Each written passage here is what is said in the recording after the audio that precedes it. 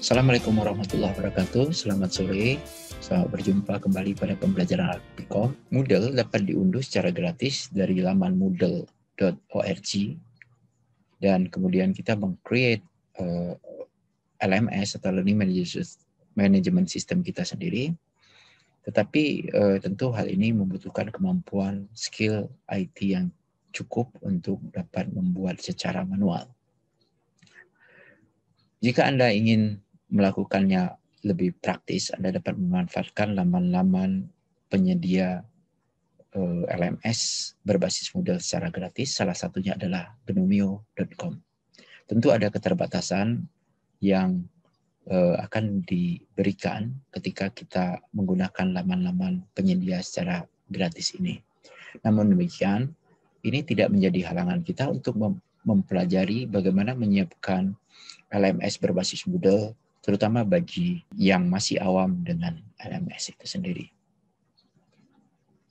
Langkah pertama yang kita lakukan adalah kita masuk ke dalam laman penyedia LMS Moodle yang free, yaitu gnomio.com. Selanjutnya, kita meng-create laman yang akan kita buat sebagai laman LMS kita.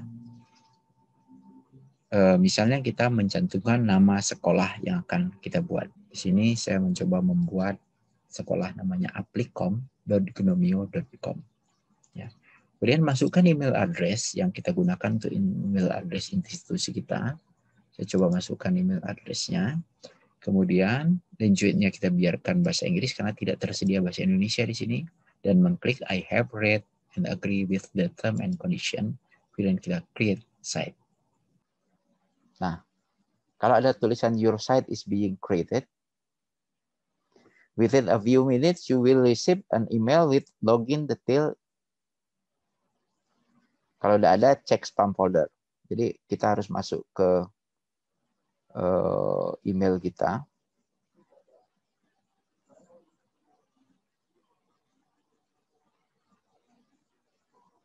Nah, ini ada. Jadi ada welcome to Gnomio. Kalau Anda bisa lihat, saya inikan dulu virtual background-nya. Nih. Ya. Jadi ada Gnomio support di sini.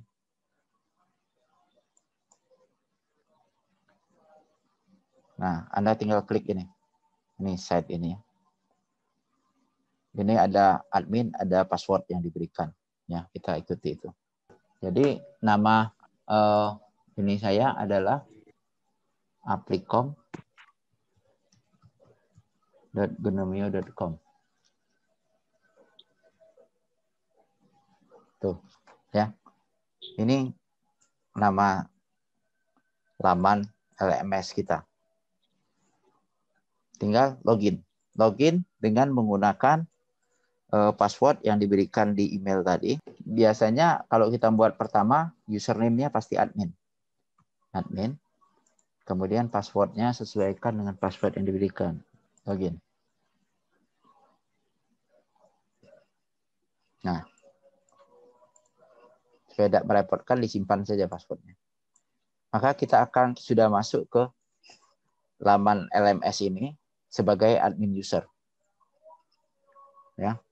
Kalau kita lihat di sini, ada di sini dashboard, ada site home, calendar, private file, contact bank, dan site administration. Ya, ini bisa kita klik.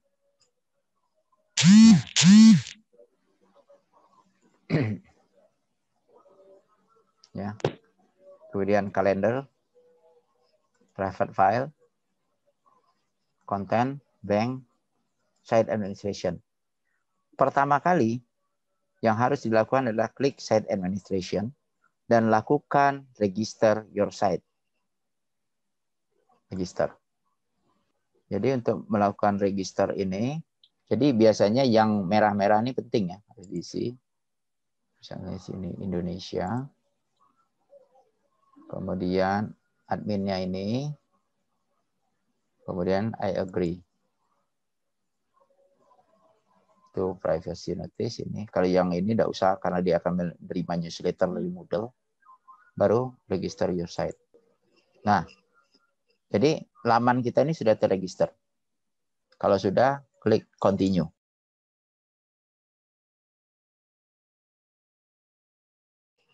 Lihat di sini, your site is registered. Registration last update 8 Oktober 2020. Ya. Oke. Kalau sudah, kita balik ke site administration. Lihat, nah, di site administration ini ada site administration, user, course, grade, plugin, appearance, server, report, development, dan segala macam. Ini semua bisa diklik dan bisa dipelajari. Cuman yang penting Anda pahami bagaimana membuat kelas. Nah, kalau membuat kelas ya, kita klik course. Kita klik course. Karena ini harus admin dulu yang melakukan. Baru nanti sebagai teacher. Ya, nanti di kelompoknya harus ada admin, harus ada teacher ya. Boleh teacher itu sebagai admin juga, perangkap. Nah, kemudian manage course and category. Klik. Kategori. Kemudian ada new course. Ini disiapkan untuk satu sekolah loh, bukan untuk satu pelajaran saja. Jadi kalau di LMS lain mungkin kita cuma belajar untuk satu pelajaran saja, tapi ini sebenarnya disiapkan untuk satu sekolah. Dan disinilah kita men-settingnya. Di manajemen kursus inilah. Jadi kategori ini bisa kita bagi sesuai dengan maunya kita. Misalnya kita bagi pertama sebagai kelas misalnya. Kalau SMA itu kelas 10, 11, 12. Anda bisa create di sini. Kita bisa create new kategori itu, bisa di parent kategori miscellaneous atau di top. Kalau kita mau top, misalnya di sini, kita bisa kelas 10. Bisa juga create kategori. Nah, kalau kita lihat di sini, dia sama dengan kelas 10-nya. Lihat, ya. Jadi coba perhatikan, di LMS itu ketika kita akan mengedit, dia ada gear, action menu, ada mata. Mata ini artinya kalau dia matanya terbuka, unhide. Kalau matanya tertutup, dia hide. Hilang artinya. Artinya tidak bisa dijenguk oleh user. Nah, kalau kita mau menggantikan ini, ya, ini kita tinggal edit saja. Tuh, edit setting. Kan namanya miscellaneous ya. Kita ganti misalnya kelas 11. Bisa. Save change.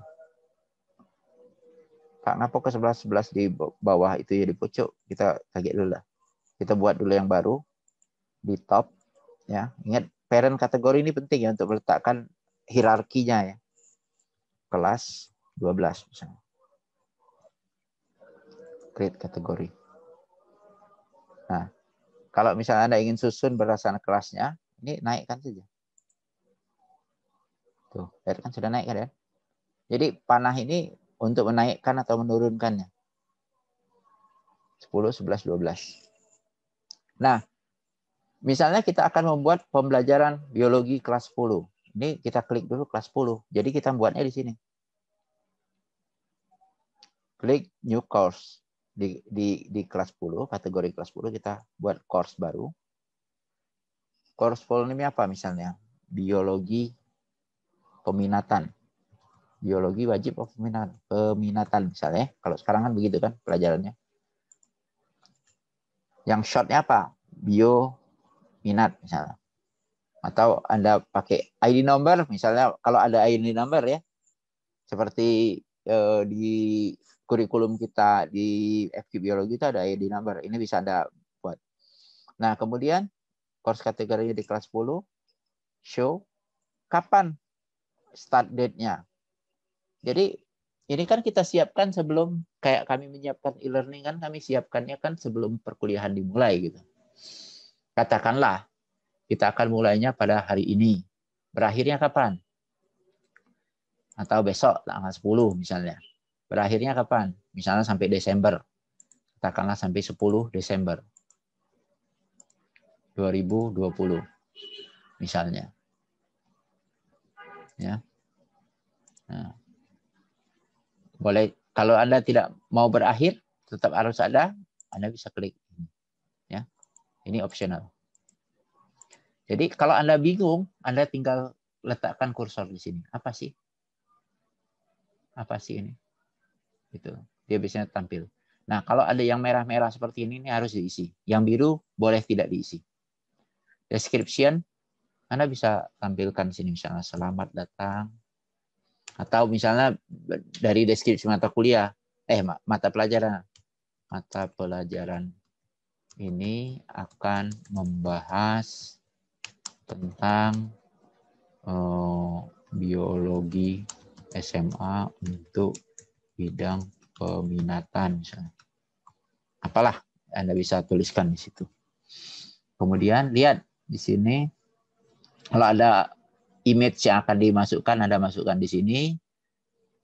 Course formatnya biarkan ini pakai topik-topik saja. Nah, di sini ini sebenarnya topik format ini nanti gunanya kita akan memasukkan pokok bahasan. Ya. Number section ini bisa kita tambahkan kemudian, dia defaultnya 4. Ya.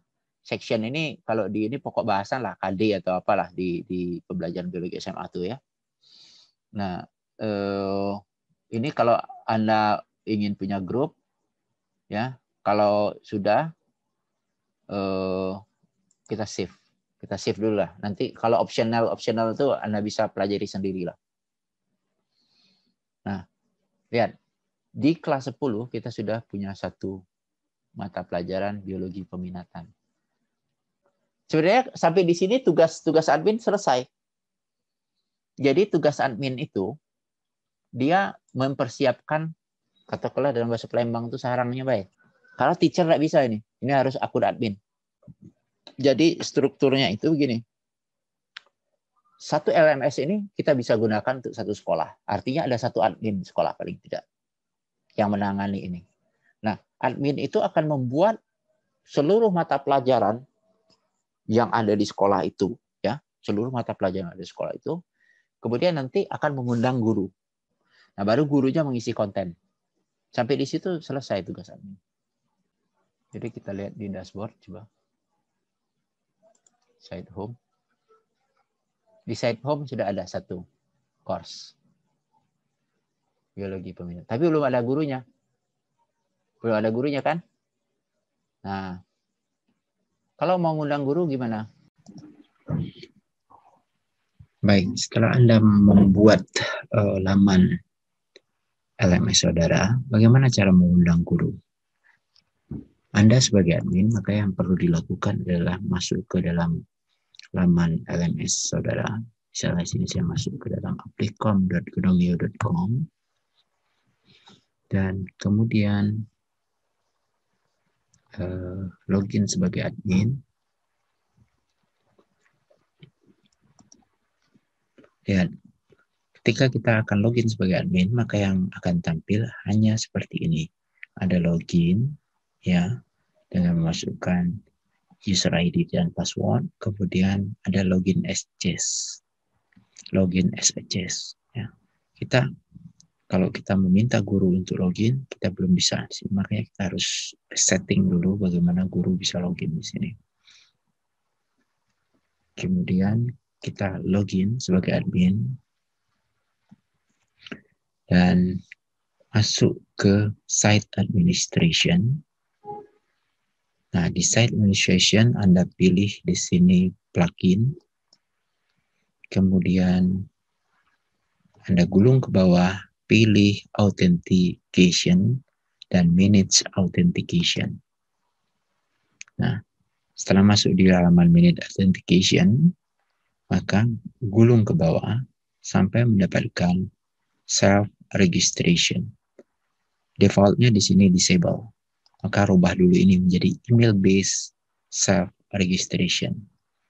Nah, setelah itu Anda klik OK, searching. Baik. Kalau sudah, maka kita cek dulu dengan mencoba logout dulu. Kita logout. Oke. Logout dan mencoba login kembali. Lihat, ketika kita login kembali, maka di bawah ini ada tampilan satu kotak lagi yang bertuliskan, "Is this your first time here?" Nah, ini memungkinkan pengguna baru untuk membuat akun di sini. Jadi kita coba, misalkan kita sebagai pengguna baru, klik akun, maka kita pilih username dan password di sini. Tentu bukan sebagai admin, tapi sebagai guru. Bukan sebagai admin, tapi sebagai guru. Misalnya username saya buat di sini Didi atau DJS.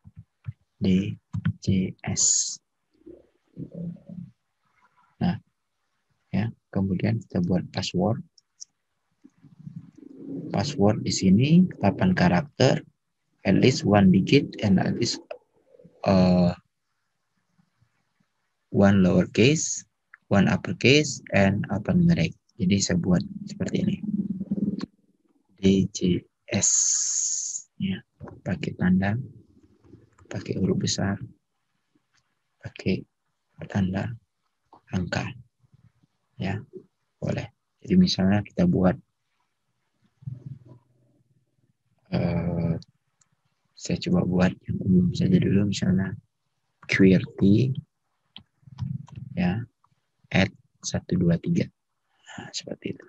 Ya, saya ulangi, Q besar QWERTY @123.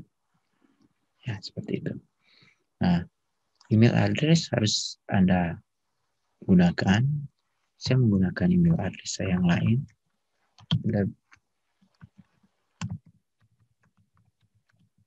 Kemudian email again.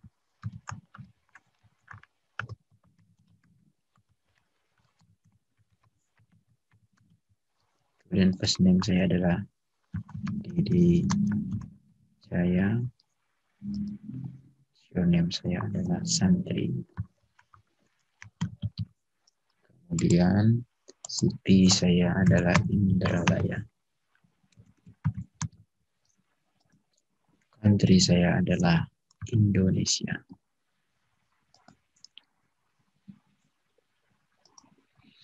Nah, selanjutnya kita klik Enroll Robot seperti biasa dan create new account. Maka saya sudah punya dan saya akan membuka email saya untuk mengkonfirmasi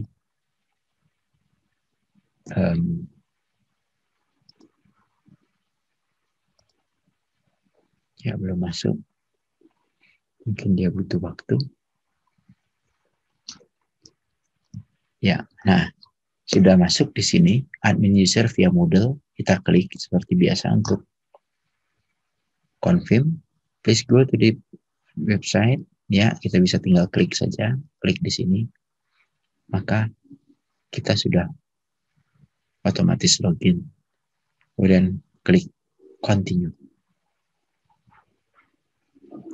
Baik. Nah,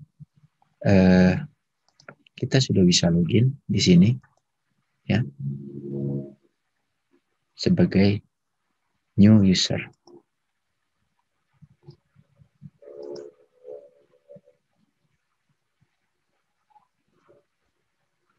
Nah, tetapi peran kita belum ada di sini. Ya, yang menentukan peran kita itu adalah admin. Coba kita lihat di sini, continue. Nah, kita belum bisa. You cannot enroll yourself in this course. Jadi, kita hanya sampai pada enroll di laman ini. Kemudian kita logout dulu. Ya, kita logout. Nah, bagaimana menjadikan Didi tadi sebagai teacher? Maka kita login sebagai admin. Kita login, kemudian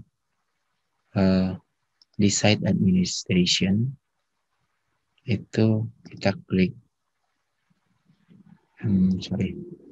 di site home ya, di site home kita klik biologi peminatan. Kita bisa partisipan di sini, enroll user ya. Kita assign role-nya sebagai teacher. Ini kita search Lidi. Nah, nama saya muncul, maka diklik seperti ini. Ingin assign role-nya sebagai teacher, baru enroll user. Dan setelah kita enroll, maka dia ada di sini.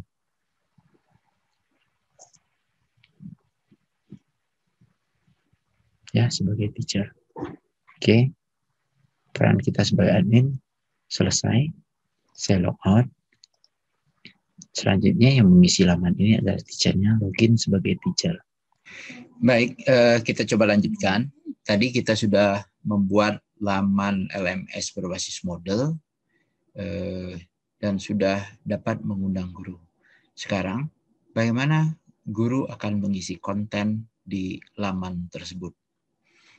Silakan mengikuti tutorial berikut ini. Yang pertama yang kita lakukan, kita masuk ke laman LMS kita. Kemudian kita akan login sebagai teacher.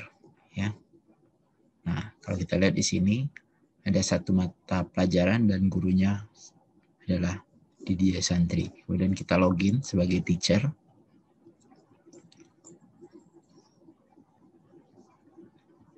Login. Nah, kalau kita lihat di sini terdapat satu mata pelajaran biologi kelas peminatan, kita klik saja. Nah, ketika kita sudah berhasil masuk ke laman ini, maka akan terlihat laman pelajaran kita. Ya. Secara default, ini ada judul mata pelajaran, kemudian ada topik-topik dan announcement di sini. Kemudian di bagian sini ada gear, bagian kanan ada gear yang bisa kita gunakan untuk mengedit. Ada tulisan Tune Editing On. Ketika kita sebagai guru ingin mengedit laman ini, maka yang pertama harus diaktifkan adalah Tune Editing On. Nah, setelah kita mengklik Tune Editing On, maka akan terlihat beberapa fasilitas tambahan. Di sini ada edit. Ya, edit adalah untuk mengedit setiap bagian yang akan kita lakukan proses editing. Kemudian ada lagi add an activity or resource. Ya, kita coba satu-satu.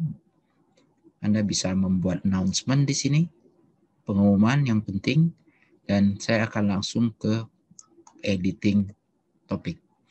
Nah, topik ini secara default hanya ada 4. Kita bisa menambahkan topik ini seperlunya. Jadi kita dapat menambahkan topik ini dengan mengklik Add Topic. Misalnya kita tambahkan 12 topik lagi, maka dia akan ada 16 topik. Ya, tergantung berapa pertemuan dalam satu semester yang kita butuhkan. Nah, bagaimana cara mengeditnya? Kita bisa langsung mengklik Edit Topik di sini, atau hanya mengedit judul. Ya. Kita langsung klik Edit Topik saja. Misalnya yang pertama ini kita sebut protista mirip hewan. Ini sesuai dengan protista mirip tumbuhan. Ini sesuai dengan pokok bahasan atau KD yang akan kita ajarkan. Anda bisa memberikan summary di sini tentang apa yang akan diajarkan, ya. Kemudian bisa menambahkan pembatasan akses kalau mau dibatasi, ya. Dan kemudian save change. Nah, maka kita sudah mendapat satu topik. Karena ini ada kesalahan, kita bisa edit langsung dari sini saja. Protista. Ya.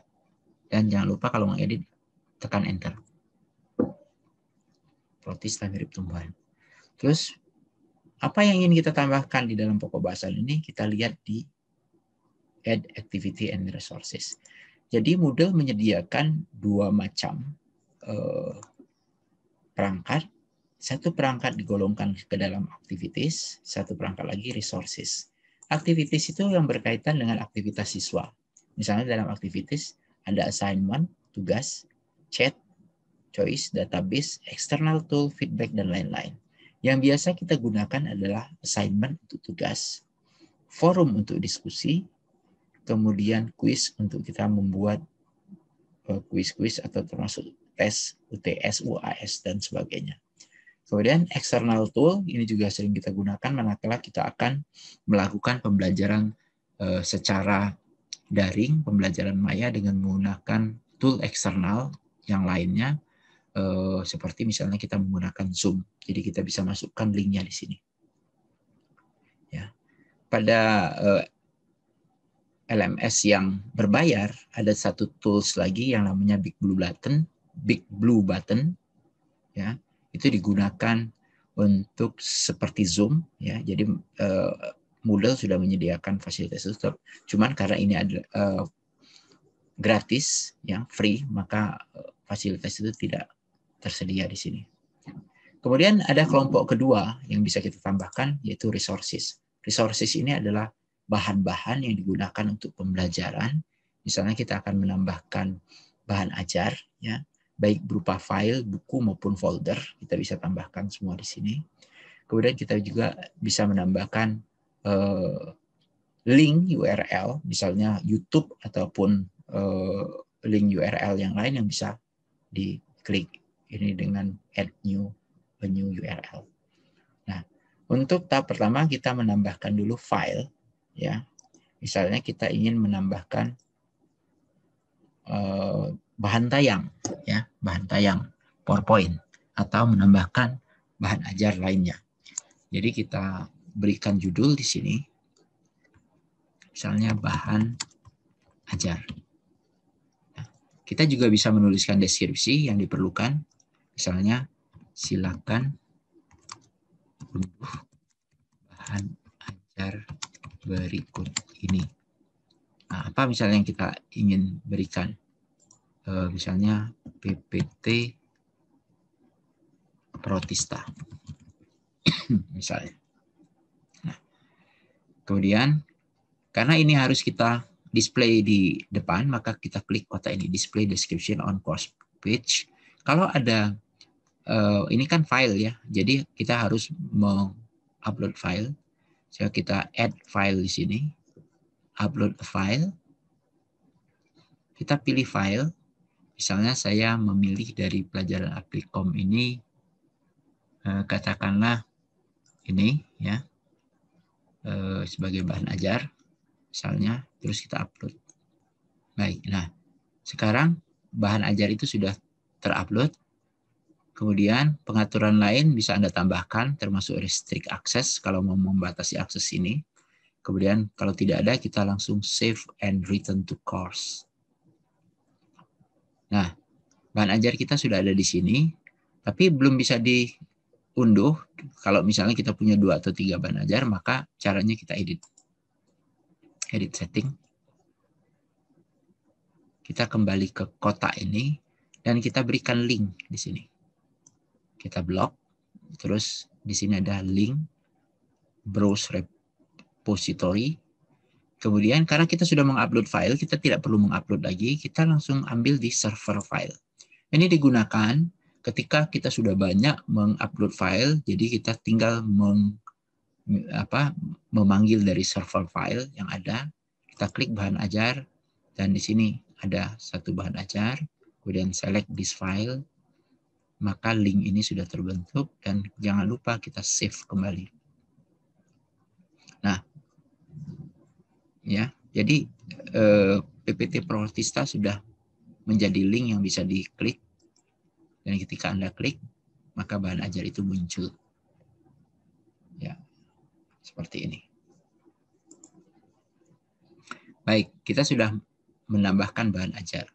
Kemudian kita bisa menambahkan hal lain, ya, misalnya kita menambahkan tadi belajar resources, kita coba menambahkan activities. Misalnya dengan membuat assignment. Nah, kita buat assignment di sini untuk tugas, misalnya tugas protista. Ya. Nah, misalnya kita berikan petunjuk pengerjaan tugas di deskripsinya. 1. Tugas ini dilakukan secara berkelompok atau kolaborasi. 2. Baca LKS terlampir dan kerjakan tugas yang diminta. Setelah selesai, unggah file dalam bentuk PDF di tempat yang telah disediakan. Nah, ini display lagi. Kemudian, kalau misalnya ada file LKS, kita kembali mengupload file. Ya, pilih file, kita upload. Ya, cari filenya. Misalnya, katakan saja ini adalah filenya, misalnya ya, LKS. Walaupun itu bukan, untuk contoh saja, saya tulis saja LKS, gitu ya, Shift S. Upload this file. Nah, maka LKS sudah ada di sini. Ya. Oke, sudah. Kalau sudah, kemudian kita buat availability tugas ini kapan? Mulai dari kapan siswa dapat memulai submit tugas tersebut sampai kapan waktu akhirnya. Biasanya secara default disediakan waktu 1 minggu. Jadi misalnya kita pelajarannya itu besok tanggal 9 ya. Maka ini kita buat tanggal 9. Kita ambil dari sini saja tanggal 9 hari Jumat. Jam berapa? Bisa ya.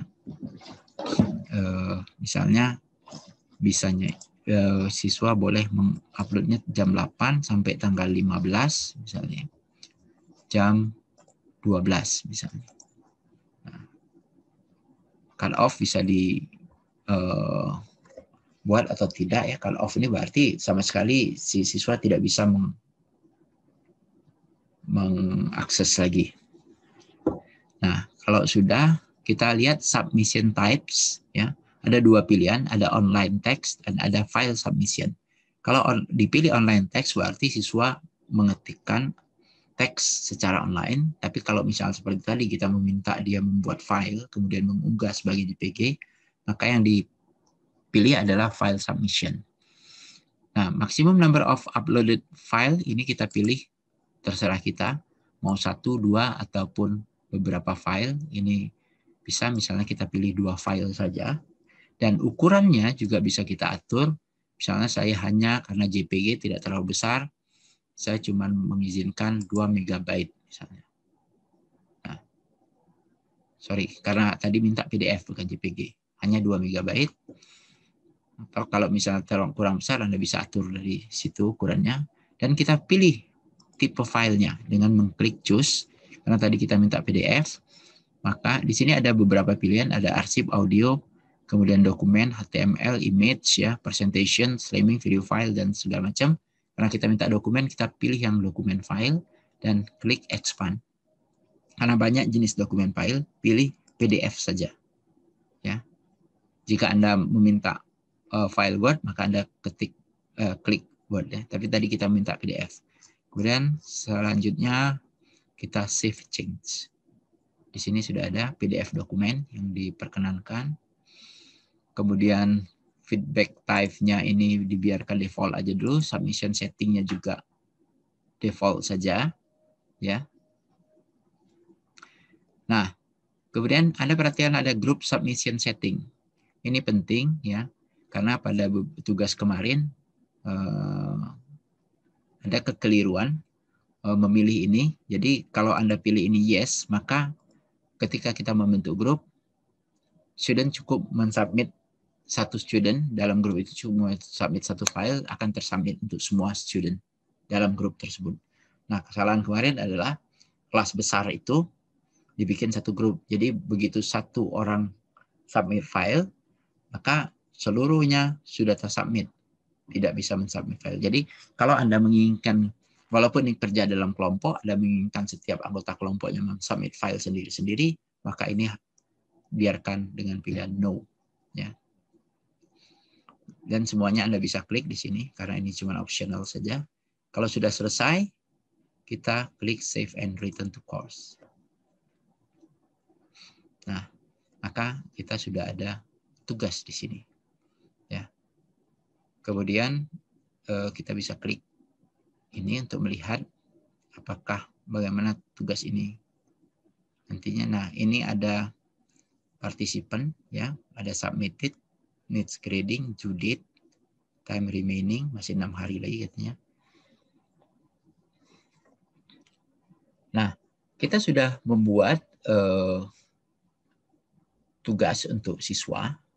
Jika ada hal lain yang ingin ditambahkan dalam pembelajaran ini, Anda tinggal mengklik Add Activity and Resources.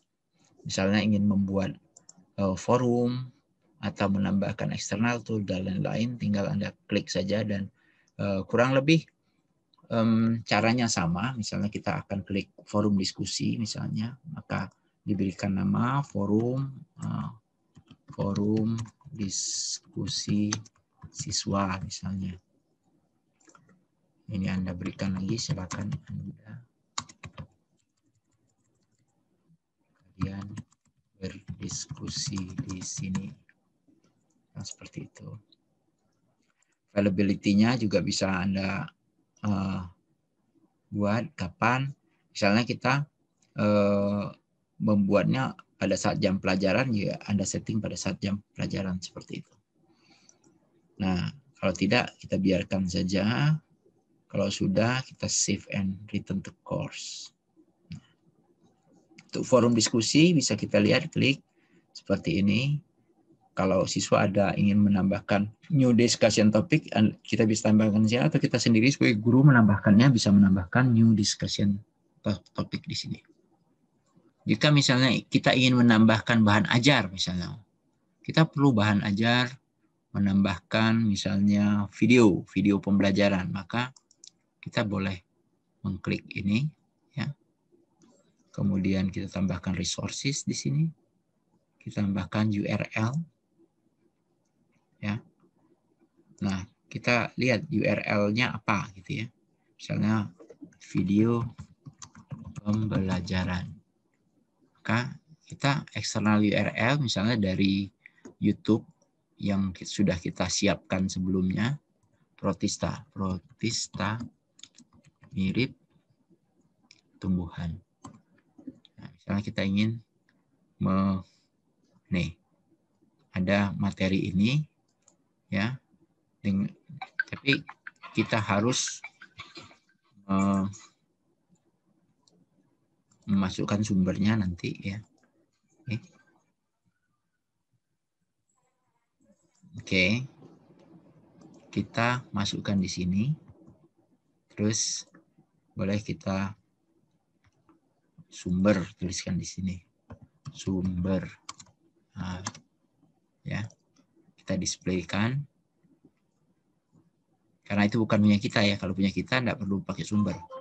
Kemudian kita save and return to course. Lihat. Kita bisa tempelkan video pembelajaran di sini. Jadi kita bisa tambahkan apapun yang perlu kita tambahkan di sini, ya.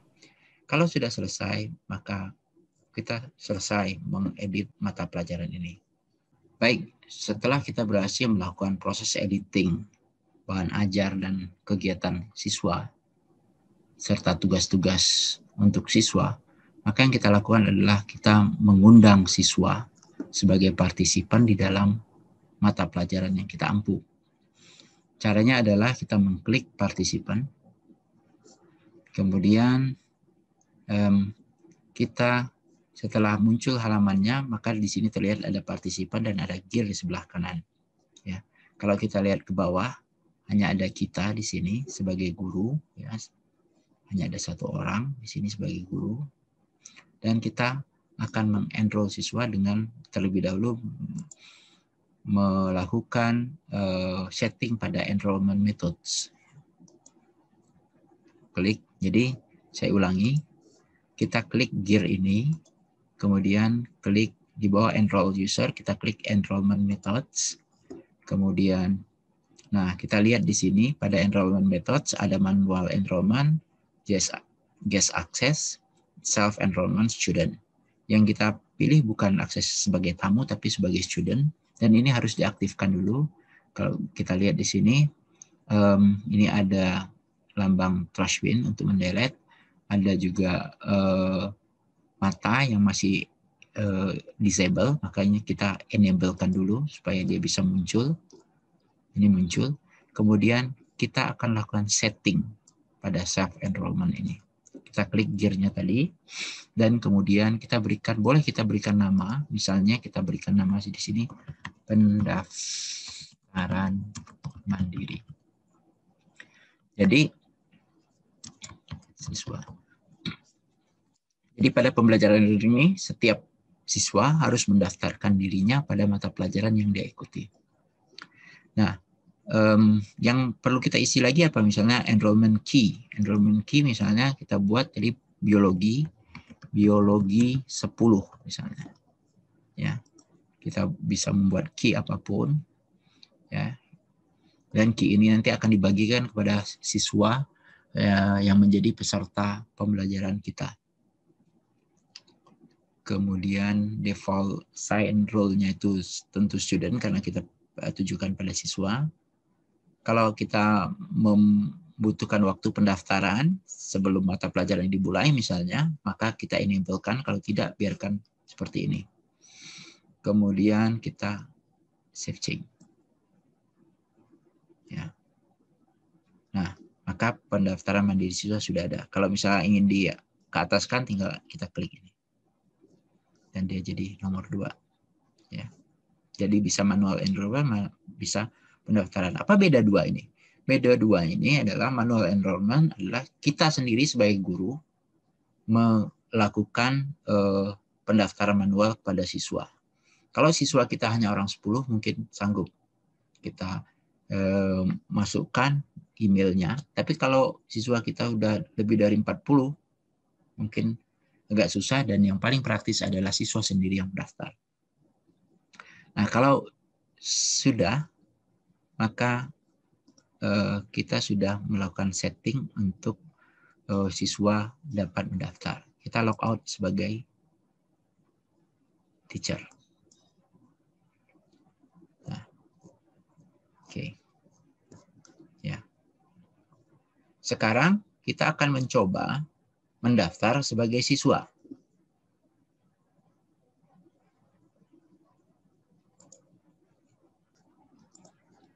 Baik. Berikutnya kita akan login sebagai siswa, ya. Ini kita hapus dulu karena kalau di komputer siswa. Nah, kita akan login sebagai siswa karena siswa kita ini katakanlah first time here, maka kita create new account. Kita daftar sebagai siswa dulu. Baik, kita masukkan username misalnya Naufal. Ya, password kita buat Naufal @123. Naufal @123. Oke. Kemudian email address-nya adalah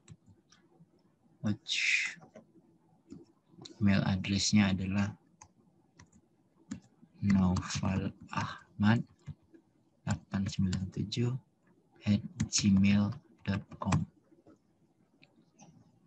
Sekali lagi kita masukkan naufalahmad897@gmail.com. First name-nya adalah Ahmad. Surname-nya adalah Naufal. city misalnya Palembang. Country-nya Indonesia. Oke, I'm not robot, klik. Verify traktor. Verify, oke, create my new account.